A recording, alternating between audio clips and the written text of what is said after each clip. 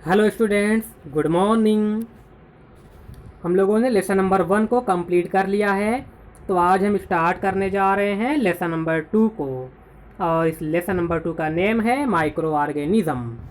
तो इस लेसन में हम ये सब चीज़ देखेंगे कि माइक्रो ऑर्गेनिज्म क्या होते हैं, माइक्रो ऑर्गेनिज्म के टाइप्स क्या होते हैं, इनके इफ़ेक्ट क्या होते हैं, हमारे लिए किस प्रकार से यूज़फुल होते हैं माइक्रो ऑर्गेनिज्म, किस प्रकार से हार्मफुल होते हैं। तो उन सभी चीज़ों को हम लोग देखेंगे इस लेसन में। तो स्टार्ट करते हैं इस वीडियो को। तो सबसे पहले हम समझते हैं माइक्रो ऑर्गेनिज्म का मतलब क्या है। तो देखिए, जो माइक्रो ऑर्गेनिज्म वर्ड है ये दो वर्ड से मिलकर के बना हुआ है, जो कि ग्रीक वर्ड है। इसमें है माइक्रो। माइक्रो का मतलब होता है स्मॉल यानी छोटा, और दूसरा है ऑर्गेनिज्म। ऑर्गेनिज्म का मतलब होता है जीव। तो माइक्रो ऑर्गेनिज्म का मतलब क्या हो गया? बहुत ही छोटा जीव या सूक्ष्म जीव, इसको हिंदी में कहते हैं। तो होते क्या है माइक्रो ऑर्गेनिज्म?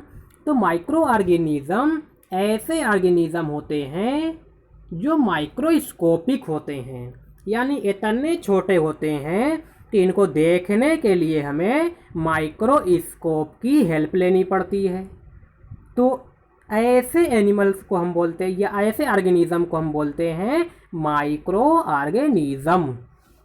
और ये माइक्रो ऑर्गेनिज्म सिंगल सेल्ड भी हो सकते हैं और मल्टी सेलुलर भी हो सकते हैं, यानी एक ही सेल से हो सकता है बने हों, या ये भी हो सकता है कि बहुत सारी सेल से बने हों। तो माइक्रो ऑर्गेनिज्म का मतलब क्या हो गया? सूक्ष्म जीव। किससे बना है? ग्रीक वर्ड से बना हुआ है माइक्रोज। माइक्रोज का मतलब क्या होता है? स्मॉल। और दूसरा है ऑर्गेनिज्म। ऑर्गेनिज्म मतलब क्या होता है? जीव। तो ऐसे ऑर्गेनिज्म जो बहुत ही छोटे होते हैं, माइक्रोस्कोपिक होते हैं, जिनको देखने के लिए माइक्रोस्कोप की हेल्प लेनी पड़ती है, ऐसे ऑर्गेनिज्म को हम माइक्रो ऑर्गेनिज्म कहते हैं। और ये माइक्रो ऑर्गेनिज्म सिंगल सेल्ड भी हो सकते हैं और मल्टी सेल्ड भी हो सकते हैं। अब फिर माइक्रो ऑर्गेनिज्म से रिलेटेड एक टर्म है माइक्रोबायोलॉजी। तो माइक्रोबायोलॉजी को समझते हैं क्या होता है। The study of micro organism is called microbiology. तो जो माइक्रो ऑर्गेनिज्म की स्टडी होती है, इसकी स्टडी को कहते हैं माइक्रोबायोलॉजी। तो माइक्रोबायोलॉजी क्या है? The study of micro organisms is called microbiology. और सेकंड चीज़ आपको याद रखना है कि फादर ऑफ माइक्रोबायोलॉजी कौन है। तो एंटोनी वान ल्यूवेनहॉक को फादर ऑफ माइक्रोबायोलॉजी कहा जाता है। तो माइक्रोबायोलॉजी में दो चीज़, एक तो डेफिनेशन याद करिएगा, the study of micro organism is called microbiology. दूसरी चीज़, इसके फादर कौन है। तो माइक्रोबायोलॉजी के फादर कौन है? एंटोनी वान ल्यूवेनहॉक, क्योंकि इन्होंने सबसे पहले माइक्रोब्स को, या फिर बोल सकते हैं माइक्रो ऑर्गेनिज्म को इन्होंने डिस्कवर किया था बैक्टीरिया के रूप में। तो इसलिए इनको फादर ऑफ माइक्रोबायोलॉजी कहा जाता है। तो इतनी बातें समझ में आ गई। आगे बढ़ते हैं।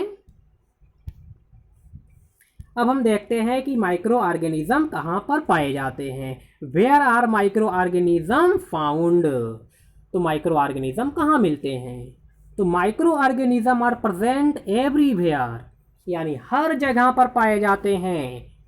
जहाँ पर भी देखिए, हर जगह पर ये अवेलेबल होते हैं। जैसे एयर हो गया, वाटर में भी होते हैं, फूड आइटम्स में भी होते हैं, सीवेज में होते हैं, outside and inside our body, हमारी बॉडी के बाहर भी होते हैं, हमारी बॉडी के अंदर भी होते हैं। यानी जहाँ पर भी हम देखते हैं, हर जगह पर कोई ना कोई माइक्रो ऑर्गेनिज्म उपस्थित होता है, अवेलेबल होता है। तो माइक्रो ऑर्गेनिज्म कहाँ पर पाए जाते हैं? एवरीवेयर, हर जगह पर पाए जाते हैं। चाहे वो एयर हो, वाटर हो, सॉइल हो, फूड आइटम्स हो, सीवेज हो, इनसाइड द बॉडी है, आउटसाइड द बॉडी, हर जगह पर ये पाए जाते हैं माइक्रो ऑर्गेनिज्म। तो ये समझ में आया माइक्रो ऑर्गेनिज्म कहाँ पर मिलते हैं? एवरीवेयर, हर जगह पर पाए जाते हैं माइक्रो ऑर्गेनिज्म। अब हम देखते हैं types of micro organism. Micro organism के कितने टाइप्स होते हैं। तो माइक्रो ऑर्गेनिज्म को हम 5 टाइप्स में डिवाइड कर सकते हैं। सबसे पहला बैक्टीरिया हो सकता है, सेकंड हो सकता है फंजाई, तीसरा हो सकता है एल्गी, चौथा हो सकता है प्रोटोजोआ और पांचवा हो सकता है वायरस। तो इस 5 टाइप्स में हम इसको डिवाइड कर सकते हैं माइक्रो ऑर्गेनिज्म को। कौन कौन से हैं 5?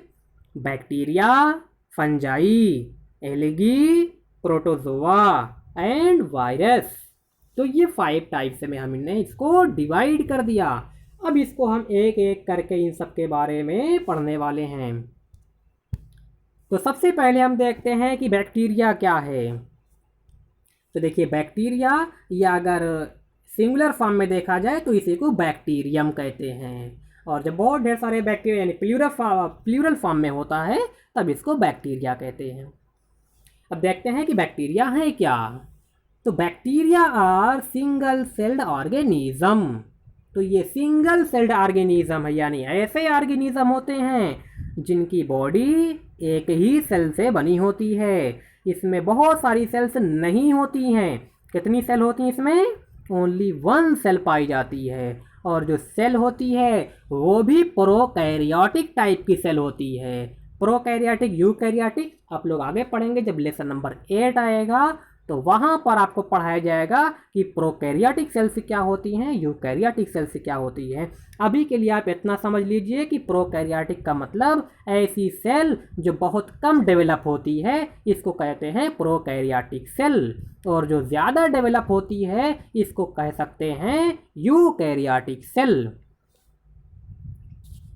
तो जो बैक्टीरिया हैं ये कैसे ऑर्गेनिज्म हैं? सिंगल सेल्ड ऑर्गेनिज्म होते हैं, यानी एक ही सेल से बने होते हैं, और इनकी सेल भी बिल्कुल प्रिमिटिव टाइप की होती है, प्रोकैरियोटिक होती है। इनका न्यूक्लियस अनडेवलप्ड होता है। इनकी जो साइज होती है बैक्टीरिया की वो होती है 0.2 से लेकर के 100 माइक्रॉन्स तक। अब यहाँ पर एक वर्ड्स आ गया माइक्रॉन, तो आपको याद कर लेना है। माइक्रॉन को लिखते हैं म्यू से, यहाँ पर नीचे देखिए म्यू, इस तरीके से यू के जैसा बनाते हैं, इसको बोलते हैं म्यू। तो 1 माइक्रॉन इज इक्वल टू होता है 10⁻⁻6 मीटर। ये इसका वैल्यू आपको याद कर लेना है। तो 1 माइक्रॉन में कितने मीटर्स होते हैं? 1 micron is equal to 10⁻6 metre. तो माइक्रॉन लेंथ को मीज़र करने की एक यूनिट होती है, लेकिन बहुत ही छोटी यूनिट है। जब बहुत छोटी चीज़ों को मीज़र करना होता है, जैसे बैक्टीरिया वगैरह को, तब इनका यूज़ किया जाता है माइक्रॉन का। तो आपको क्या चीज़ याद रखना इसमें कि बैक्टीरिया का साइज़ कितने से कितने होता है? 0.2 माइक्रॉन से लेकर के 100 माइक्रॉन तक होता है, यानी बहुत ही छोटे होते हैं। अब देखते हैं कहाँ पर पाए जाते हैं बैक्टीरिया। तो they are found in air, water, soil and in the bodies of living organism. तो ये कहाँ कहाँ पर मिलेंगे? एयर में होंगे, वाटर में होंगे, सॉइल में होंगे, और जो लिविंग ऑर्गेनिज्म होते हैं उनकी बॉडीज में पाए जाते हैं। कौन? बैक्टीरिया। तो हम जनरली बोल सकते हैं कि बैक्टीरिया हर जगह पर अवेलेबल होते हैं। एयर में भी हैं, वाटर में भी हैं, सॉइल में भी हैं, फूड आइटम्स में भी हैं, हमारे बॉडी के अंदर भी होते हैं। तो हर जगह पर पाए जाते हैं। कौन? बैक्टीरिया। अब इसके बाद देखते हैं study of bacteria is called bacteriology. तो बैक्टीरिया की स्टडी को हम क्या कहते हैं? बैक्टीरियोलॉजी कहते हैं। अच्छा, अभी पीछे आपको मिला था माइक्रोबायोलॉजी। माइक्रोबायोलॉजी क्या था? याद आ रहा है कुछ? सोचिए क्या था? The study of micro organism is called microbiology, और यहाँ पर बैक्टीरियोलॉजी आ गया। तो बैक्टीरियोलॉजी का मतलब क्या है? The study of bacteria is called bacteriology. अच्छा, फिर बात आती है, यहाँ पर हमने इसको लिखा नहीं है, फादर ऑफ बैक्टीरियोलॉजी कौन है? तो फादर ऑफ बैक्टीरियोलॉजी हैं एंटोनी वान ल्यूवेनहॉक, क्योंकि इन्होंने बैक्टीरिया को डिस्कवर किया था सबसे पहले एंटोनी वान ल्यूवेनहॉक, इसलिए इनको फादर ऑफ बैक्टीरियोलॉजी भी कहा जाता है। जो अभी आपने पीछे देखा था फादर ऑफ माइक्रोबायोलॉजी, वही है फादर ऑफ बैक्टीरियोलॉजी भी, क्योंकि उन्होंने सबसे पहले बैक्टीरिया को डिस्कवर किया। इतनी चीज़ें आपको बैक्टीरिया के बारे में बहुत अच्छे से याद कर लेनी है, बिल्कुल रट लेना है, अच्छे से भूलना नहीं है। एक बार फिर से बताइए, हमारे साथ साथ बताइए कि बैक्टीरिया क्या होते हैं। तो सिंगल सेल्ड ऑर्गेनिज्म होते हैं। इनका साइज़ कितना होता है, 0.2 से 100 माइक्रॉन्स का साइज़ होता है। कहाँ पर मिलते हैं, तो air, water, soil and in the bodies of living organism. और बैक्टीरियोलॉजी क्या होता है, तो the study of bacteria is called bacteriology. यहाँ तक आ गया समझ में, बोलिए। चलिए अब आगे बढ़ें। ये देखिए है बैक्टीरिया का स्ट्रक्चर। ये देखिए ई कोलाई बैक्टीरिया है, एस्चेरिचिया कोलाई बैक्टीरिया। ये एक जनरल स्ट्रक्चर है बैक्टीरिया का। इस स्ट्रक्चर में देखिए जो काम की बात है वो इसका फ्लैजेला। देखिए यहाँ पर बैक्टीरिया में इस तरीके से आप यहाँ पर ये स्ट्रक्चर देख पा रहे हैं, ये स्ट्रक्चर, इस स्ट्रक्चर को बोलते हैं फ्लैजेला। और फ्लैजेला बैक्टीरिया का वो पार्ट होता है जो इसके लोकोमोशन में हेल्प करता है, यानी बैक्टीरिया को चलने में हेल्प करता है। इसी फ्लैजेला की सहायता से बैक्टीरिया मूव करता है आगे की ओर। तो ये भी आपको अच्छे से याद रखना है कि फ्लैजेला का काम क्या है। तो फ्लैजेला का काम होता है बैक्टीरिया को मूव कराना। इसी फ्लैजेला की सहायता से बैक्टीरिया क्या करेगा, मूव करेगा, चलेगा। तो ये है एक नॉर्मल सा एस्चेरिचिया कोलाई का स्ट्रक्चर बैक्टीरिया। अब हम आते हैं टाइप्स ऑफ बैक्टीरिया, कि बैक्टीरिया कितने टाइप्स के होते हैं on the basis of their shapes. तो इनके शेप के बेस पर अगर हम देखें तो बैक्टीरिया को हम 4 पार्ट्स में डिवाइड कर सकते हैं। और 4 पार्ट्स कौन कौन से आगे अभी हम डिस्कस करेंगे। पहला है कोकाई या कोकस, दूसरा है बैसिलस, तीसरा भी आपको मिलेगा विब्रियो, और चौथा मिलेगा स्पाइरिलम। तो 4 टाइप्स में हम इसको डिवाइड कर सकते हैं। किसके बेस पर, इसके शेप के बेस पर, इसके आकार के बेस पर हम बैक्टीरिया को 4 पार्ट्स में डिवाइड कर सकते हैं। हम देखेंगे एक एक करके इन सब के बारे में। तो सबसे पहले हम देखते हैं कोकाई। और अगर सिंगुलर फॉर्म में बात की जाए, यानी अगर एक बैक्टीरिया की बात की जाए, तब इसको कोकस कहा जाएगा। और जब कई बैक्टीरिया को एक साथ मिला करके बात की जाए, यानी प्लूरल फॉर्म की बात की जाए, तब इसको कोकाई कहा जाएगा। होंगे क्या कोकाई। तो these are spherical in shape. तो ऐसे बैक्टीरिया जो स्फेरिकल होते हैं, जो गोलाकार होते हैं, यानी इस तरीके से जिनका साइज होता है, इस तरीके से जो गोल स्ट्रक्चर वाले होते हैं, इनको कहते हैं कोकाई या कोकस। जैसे इसका एग्जाम्पल है स्टेफाइलोकोकस बैक्टीरिया। तो कोकाई समझ रहे हो क्या होते हैं कोकाई। तो ऐसे बैक्टीरिया जो स्फेरिकल शेप वाले होते हैं, जो गोल स्ट्रक्चर वाले होते हैं, इनको कहते हैं कोकाई या कोकस। आ गई बातें समझ में। देखिए दूसरा क्या है, बैसिलस या बैसिलाई। तो बैसिलाई जब प्लूरल फॉर्म में होगा तो बैसिलाई कहेंगे, और जब सिंगुलर फॉर्म में होगा यानी एक बैक्टीरिया की बात होगी तब बैसिलस कहा जाएगा। अब होंगे क्या बैसिलाई, देखो। तो these are rod shaped bacteria. तो ऐसे बैक्टीरिया जो रॉड शेप्ड होते हैं, जो लंबे होते हैं बैक्टीरिया, इस तरीके से, यानी इस तरीके से जो बैक्टीरिया हैं लंबे होते हैं, रॉड शेप्ड स्ट्रक्चर वाले बैक्टीरिया, इसको हम कहते हैं बैसिलस। जैसे एक बहुत फेमस बैक्टीरिया आप लोगों ने पढ़ा होगा, लैक्टोबैसिलस। कुछ याद आया लैक्टोबैसिलस का नाम सुन करके। कहाँ मिलता है लैक्टोबैसिलस बैक्टीरिया, बताइए। Very good. कहाँ मिलता है, दूध में मिलता है, मिल्क में मिलता है लैक्टोबैसिलस बैक्टीरिया। तो ये लैक्टोबैसिलस किसका एग्जाम्पल है, बैसिलस। तो अभी हमने 2 बैक्टीरिया की बात कर ली, कौन कौन से, कोकाई और बैसिलस की बात हो गई। तो कोकाई क्या होंगे, जो गोल होंगे उसको कोकाई कहेंगे या कोकस, जो लंबे होंगे उनको बैसिलाई या बैसिलस। तीसरा आता है विब्रियो। विब्रियो क्या है देखो, तो these R comma shaped.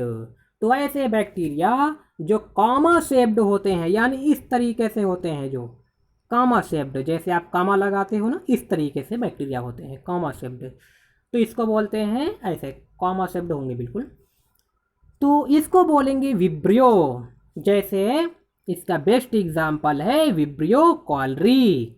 Vibrio cholerae एक ऐसा बैक्टीरिया होता है जो हमारी बॉडी के अंदर पहुंच करके कॉलरा डिजीज फैलाता है, कॉलरा डिजीज, इसको बोलते हैं विब्रियो कॉलरी।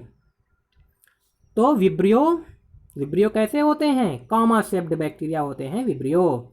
फिर बात करते हैं स्पाइरिला या स्पाइरिलम की बात।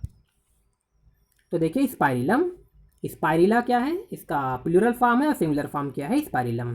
तो these are spiral shaped bacteria. तो ये बैक्टीरिया कैसे होते हैं, स्पाइरल होते हैं, यानी सर्पिलाकार आकार के होते हैं।